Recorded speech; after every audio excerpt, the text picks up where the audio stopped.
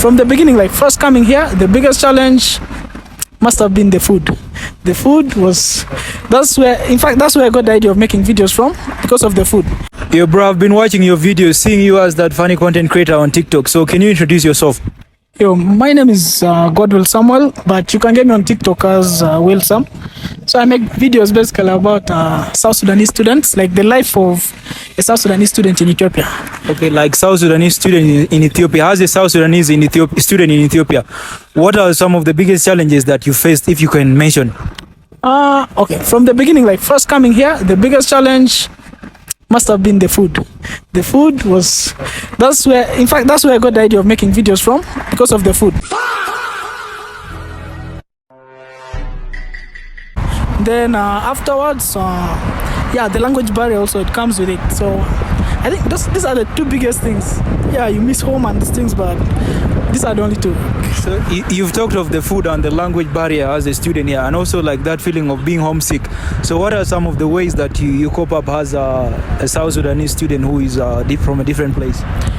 For the language barrier, I think you just stick to sign language, because there's nothing you can do. You just use sign language and hope they understand. And for the food, basically, you just don't think about it, like, because if you think about it, you won't eat. What? The food, when you go to the cafe and you see the food, if you're not starving, you'll not eat that thing. So just don't think about it. Just be normal. You'll survive. So that's how we have been coping up. I don't know how it works for other people, but for me, I just don't think about it, because it will make you feel like going back home. Oh, that's cool. Like, how does it feel like when a teacher, like in the lecture room, he speaks in Amharic, and then he goes on to ask you a question, or he says like, we have quiz, when you haven't understood anything? Have you faced something like that? Yeah, this thing is very common. Like, a teacher will be teaching, out of nowhere, they just point at you. And sometimes you can tell them to use English, but after like a minute, the guy switches back to Amharic. So it's tough. Like, it's really tough. But there's nothing you can do. If you can, the quiz is just do what you can do. If you can survive, you survive. But just whatever happens, you just do it the way it is, because there's no other way.